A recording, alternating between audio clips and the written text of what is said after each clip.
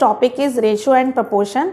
Ratio and proportion एक बहुत important topic है जो सारे कॉम्पिटिटिव एग्जाम्स में आता है। कोई भी एग्ज़ाम ऐसा नहीं है जिसमें इससे रिलेटेड क्वेश्चंस नहीं आते हैं और ये टॉपिक बहुत ज़्यादा इजी है, इसमें टफ क्वेश्चंस नहीं है।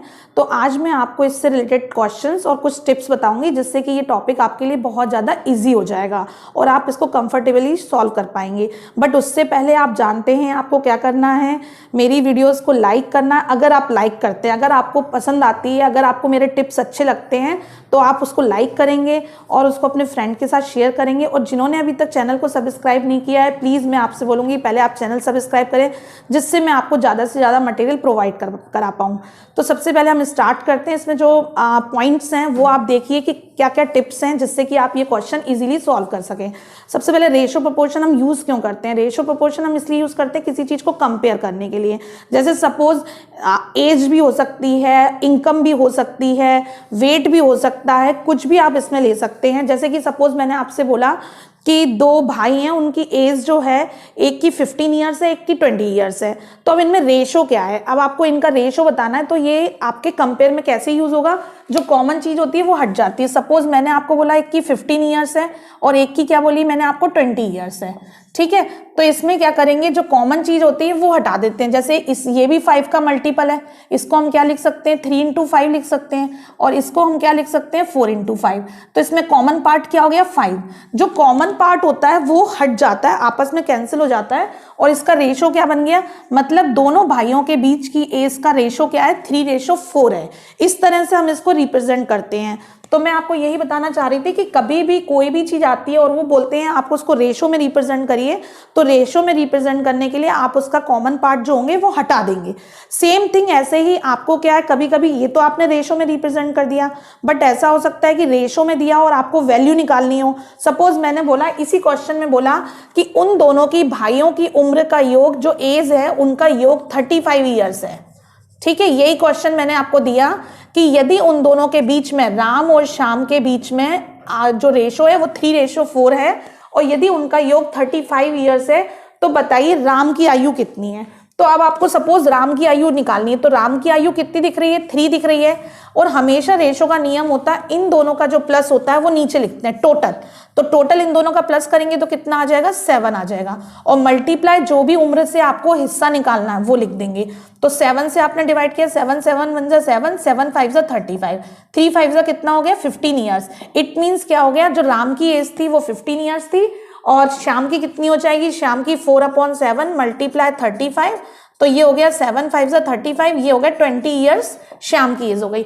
तो आपको इससे क्या समझ में आया कि हम अगर हमारे पास एज दी हुई है तो हम कंपेयर करने के लिए उनको कर देंगे तो उससे हमारी क्या आ जाएगी, उनका रेशो आ जाएगा।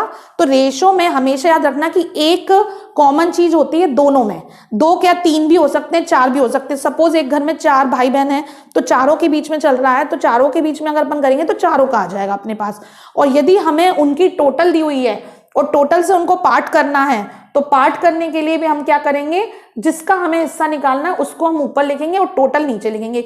ऐसा क्यों किया जाता है उसका भी मैं आपको रीजन बताती हूँ कि जैसे सपोज मैंने आपको पहले भी समझाया हुआ है कि फ्रैक्शन के चैप्टर में, कि सपोज ये एक पिज्जा है, पिज्जा में मैंने इसके पार्ट किए, कितने पार्ट किए, जैसे यहां से किया ऐसे, ये पार्ट हो गए।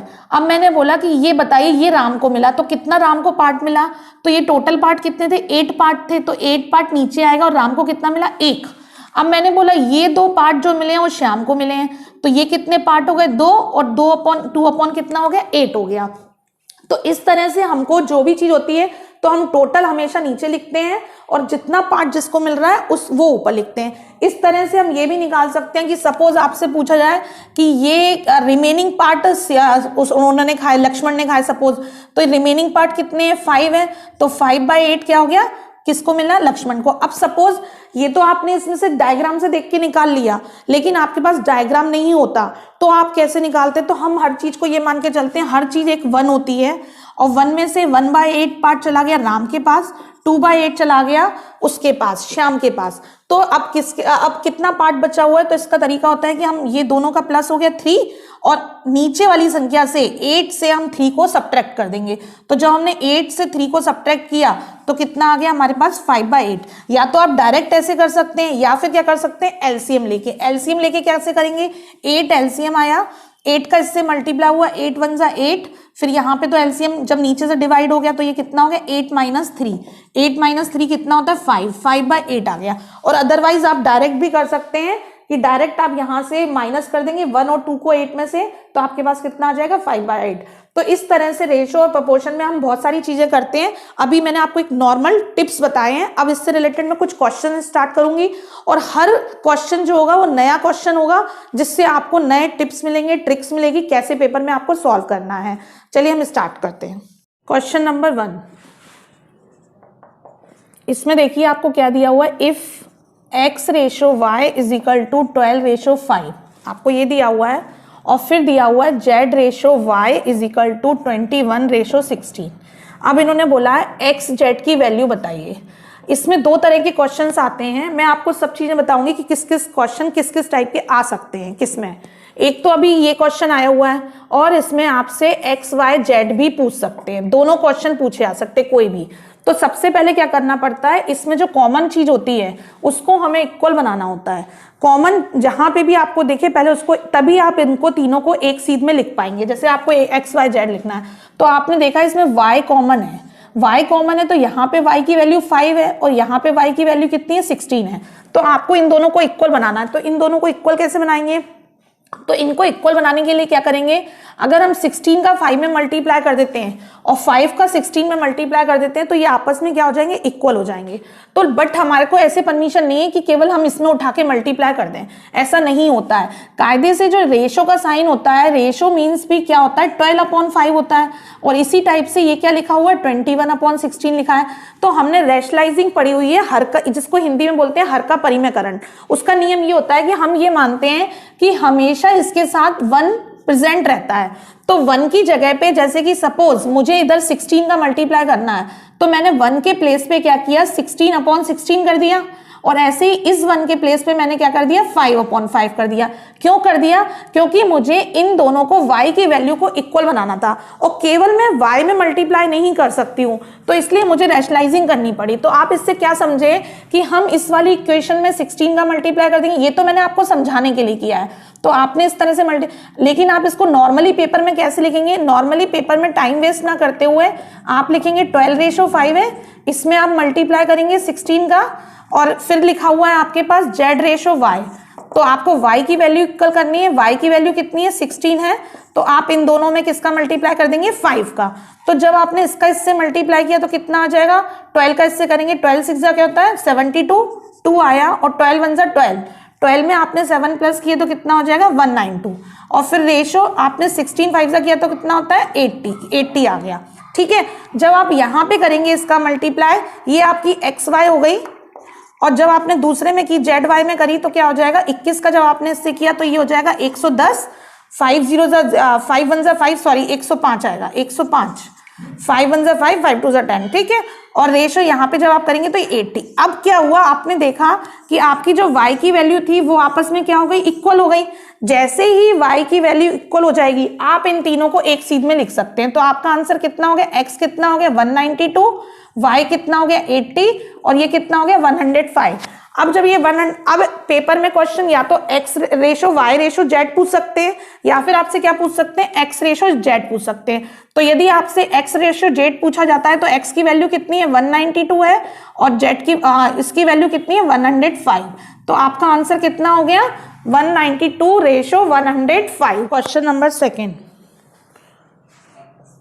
क्या बोल रहे हैं इसमें, यदि a का 60%, इन्होंने बोला a का 60% इज इक्वल टू b का 3/4, तो बोला है इन्होंने कि a रेशो b बताइए। अब कैसे करेंगे इसको, अब a का 60% से का या ऑफ लिखा हो तो इसका मतलब होता है मल्टीप्लाई का साइन, और 60% मेरी एक परसेंटेज की वीडियो है, उसमें मैंने बताया हुआ है कि हम पूरा सॉल्व नहीं करा करें, हमें अपनी हैबिट में आना चाहिए और लर्न हो जाना चाहिए कि 60% की वैल्यू क्या होती है।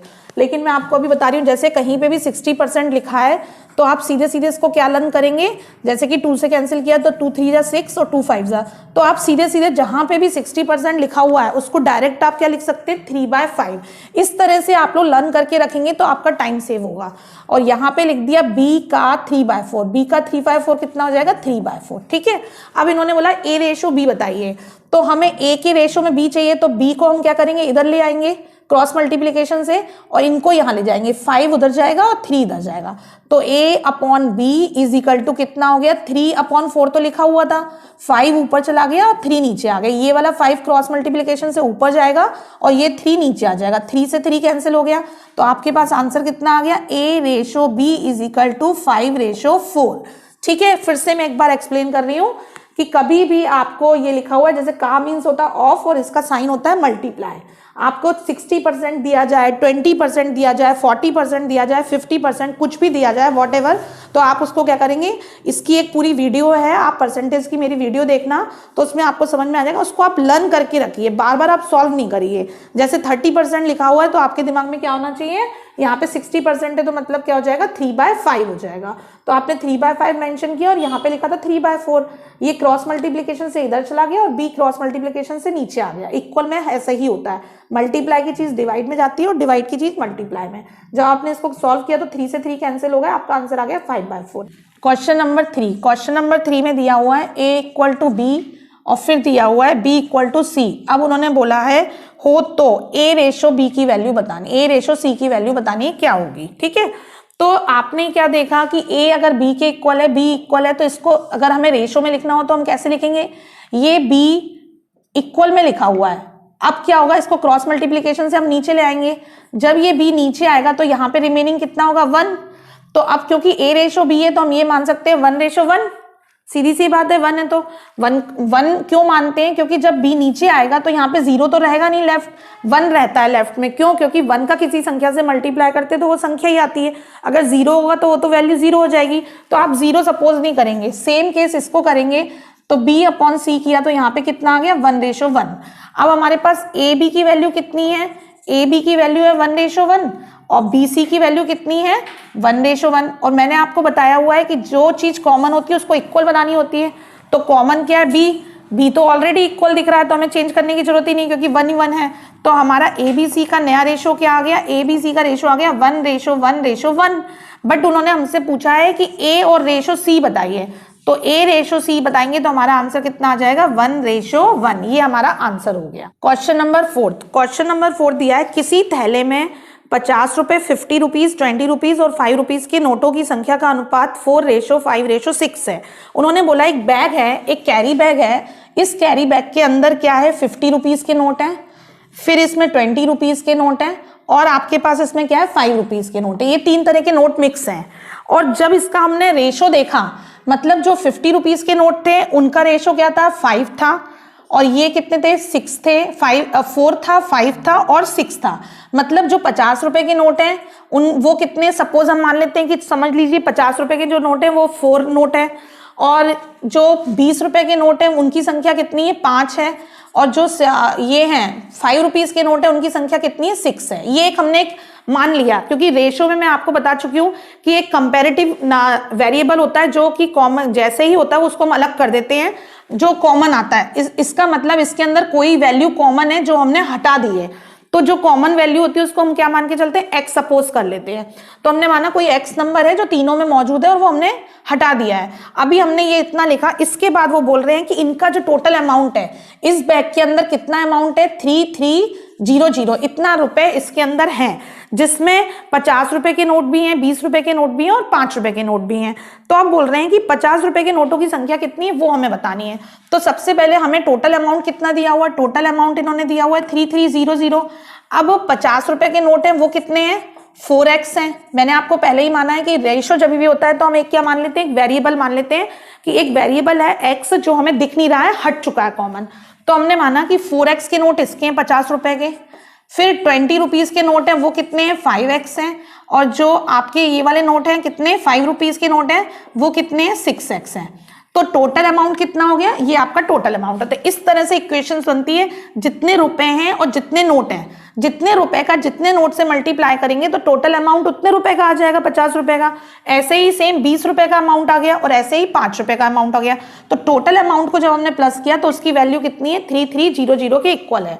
तो जब हमने इसको सॉल्व किया तो ये कितना हो जाएगा, 5 4 20, 200x हो गया। इसको सॉल्व किया तो ये कितना हो गया, 100x, और ये कितना हो गया, 30x इजिकल टू कितना आ गया, 3300। इनको प्लस किया तो कितना हो गया, 330x इजिकल टू 3300। अब ये देखिए ये पूरा पूरा कैंसिल हो गया और 10 आ गया। x की वैल्यू कितनी आ गई आपके पास, 10। ठीक है, अब इसका मतलब जो कॉमन वैल्यू थी तीनों में वो x थी। अब इन्होंने बोला 50 रुपए के नोटों की संख्या बताओ, तो 50 रुपए के नोटों की संख्या कितनी थी, 4x थी। तो x की वैल्यू कितनी है, 10। हमने 10 का मल्टीप्लाई कर दिया, यानी कि 50 रुपए के कितने नोट थे, 40। देखो इसमें दो क्वेश्चन आ सकते हैं। एक क्वेश्चन तो आया कि 50 रुपए के नोटों की संख्या कितनी है, तो वो आ गया हमारे पास 40। दूसरा क्वेश्चन ये आ सकता था कि 50 रुपए का टोटल अमाउंट कितना है।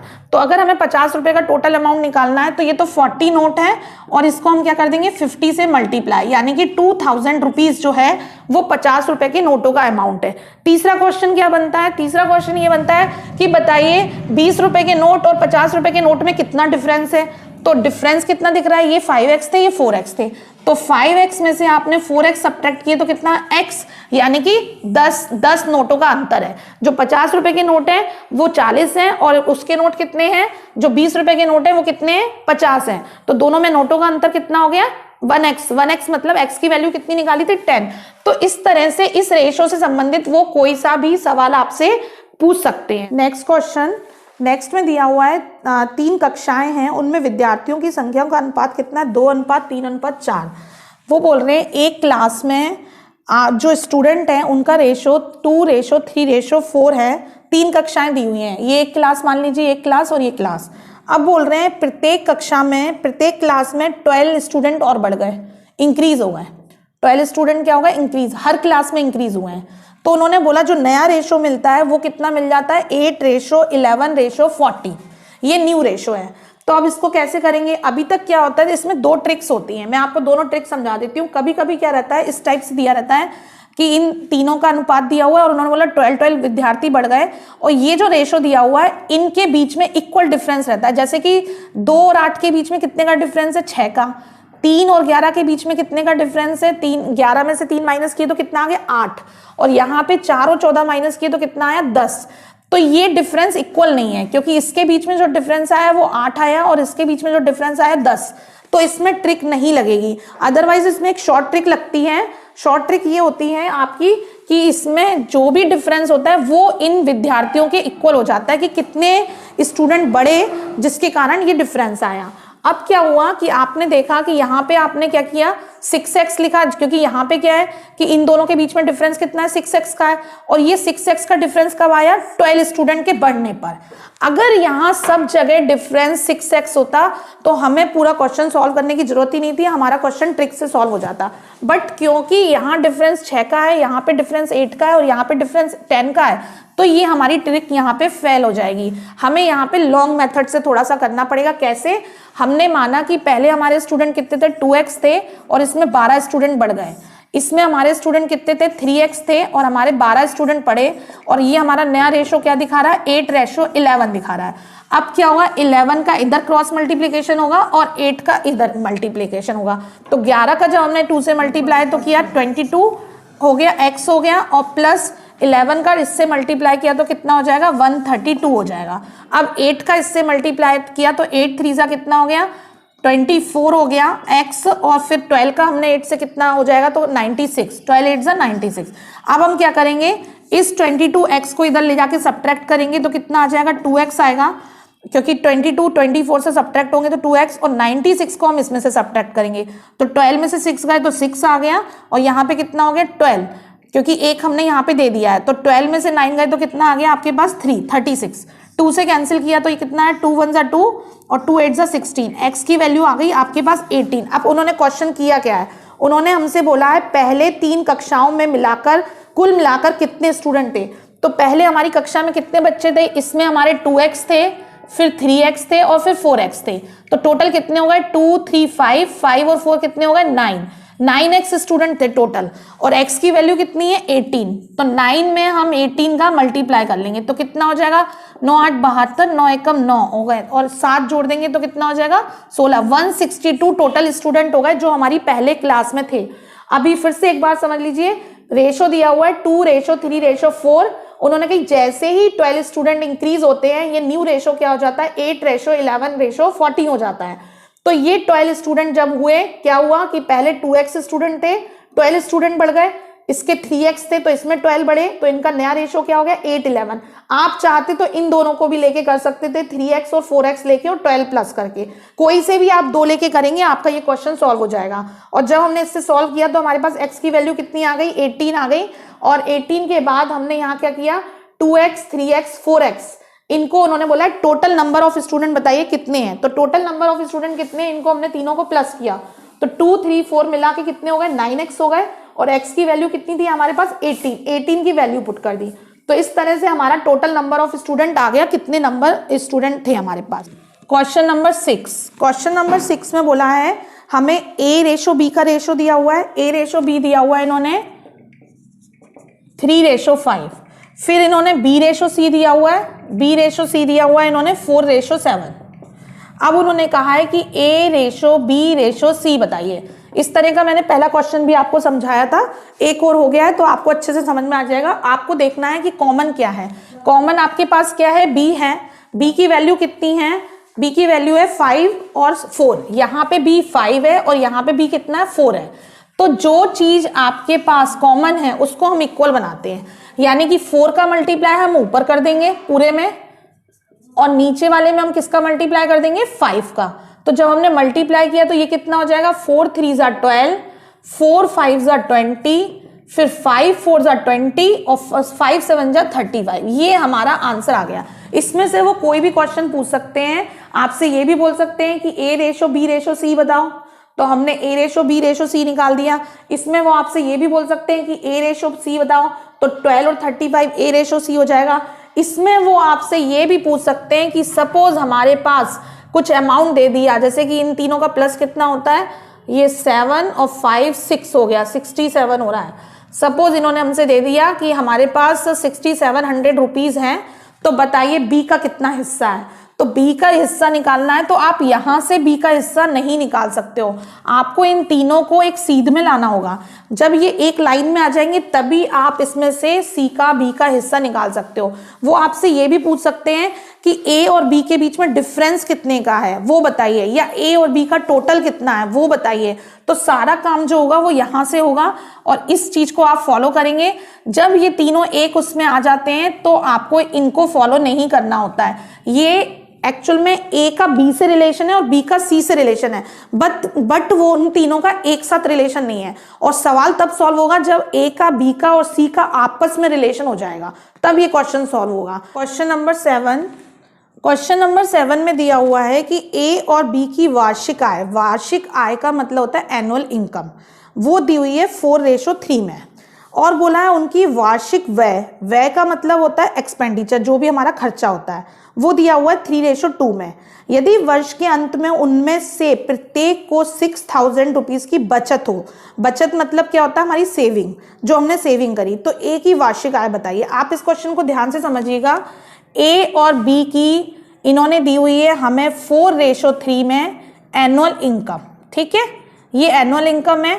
फिर इन्होंने बोला इनका जो एनुअल एक्सपेंडिचर है, एक्सपेंडिचर मतलब हो गया खर्च, वो कितना है 3:2 में है। और जो बचत दी हुई है सेविंग दी हुई है रुपए में 6000 ईच हो रही है। तो उन्होंने बोला ए की वार्षिक आय बताइए। देखिए अभी इससे पहले जस्ट जो मैंने क्वेश्चन लिया था, क्वेश्चन नंबर 5, उसमें मैंने कहा था अगर हमें 2 रेशो दिए हों और दोनों रेशो का डिफरेंस इक्वल हो, जैसे इसका डिफरेंस कितना है 1 का और इसका डिफरेंस कितना है 1 का, जब कभी भी ये कंडीशन आए तो इसमें आपकी ट्रिक लग जाती है और ये question with in second solve होता है। कैसे होता है सॉल्व, क्योंकि यहाँ पे क्या हुआ डिफरेंस 1 का आ रहा है और यहाँ पे भी डिफरेंस कितना आ रहा है 1 का। इसका मतलब इनकम और जो एक्सपेंडिचर है अगर इनकम में से हम एक्सपेंडिचर को माइनस करते हैं, जो हमारी इनकम है, आय है, उसमें से हम अपने खर्चे को माइनस करते हैं, तो हमारे पास क्या आती है, सेविंग आती है। ठीक है, तो इनकम कितनी थी उसकी, 4x थी, और खर्चे कितने थे, 3x थे, और कितना डिफरेंस आया, 1x का। यानी कि ये जो 1x की वैल्यू है वो किसके इक्वल है, 6000 के। तो x की वैल्यू क्या आ गई, 6000 आ गई। आपको कुछ करना ही नहीं पड़ा, अदरवाइज आपको क्या करना पड़ता, हमारा जो नियम है, अगर ये डिफरेंस इक्वल नहीं होता तो आपको क्या लिखना पड़ता कि 4x है, 4x में से आपने सब्ट्रैक्ट किए, जैसे कि आपका 4x में से 6000 आपने सब्ट्रैक्ट किए इनकम में से, तो आपके पास कितना आया, यहाँ पे आप करते 3x माइनस 6000, और फिर यहाँ पे लिखते नया रेशो कितना आता है, 3:2। ये हमारा मेथड है। मेथड ये बोलता है कि जिसके कारण जो डिफरेंसेस आए हुए हैं वो लिखते हैं, क्योंकि इनकम में से जब हमने सेविंग हटा दी तो हमारे पास एक्सपेंडिचर आ गया। ऐसे ही बी की इनकम में से जब हमने एक्सपेंडिचर निकाल दिया तो हमारे पास सेविंग आ गई। ये प्रोसेस करनी पड़ती। बट अगर इन केस ये आता है कि इनके बीच में डिफरेंस इक्वल होता है, जैसे 1x का डिफरेंस और यहाँ पे 1x, तो हमारा सिंपल सा तरीका है कि उस 1x की वैल्यू इसके कारण, ये जो 1 का डिफरेंस आया वो इसके कारण आया है, तो इसका मतलब ये 1x इसके इक्वल हो जाता है और हमें ये प्रोसेस नहीं करनी पड़ती, हमारा टाइम सेव हो जाता है। तो x की वैल्यू क्या आ गई, हमारे पास 6000 आ गई। अब उन्होंने बोला a की वार्षिक इनकम बताइए। a की वार्षिक इनकम कितनी थी, 4x थी, तो बस 4 लिखा और x की वैल्यू हमने 6000 पुट कर दी। 4 6 जा कितना हो गया, 24,000 उसकी वार्षिक इनकम। वो जो भी बोलेंगे वो आप निकाल सकते हैं, वार्षिक इनकम निकाल सकते हैं, वार्षिक उनका एक्सपेंडिचर निकाल सकते हैं। एक्सपेंडिचर कितना था, 3x, तो आप 3 × x कर दीजिए, 3 6 जा 18 हो गया, और सेविंग आपके पास कितनी आ गई, 6000। आपसे जो भी क्वेश्चन में पूछा जाता है, डिमांड करते हैं, x की वैल्यू पुट करके आप निकाल सकते हैं। Next question number 8। Question number 8 में बोल रहे हैं ए बी सी के मासिक वेतन, मासिक वेतन मीन्स होता है salary, monthly salary. A B C की उन्होंने हमें सैलरी का जो रेशो दिया है वो दिया है 2:3:5। मतलब ए की सैलरी हो गई 2x, बी की सैलरी हो गई 3x और सी की सैलरी हो गई 5x।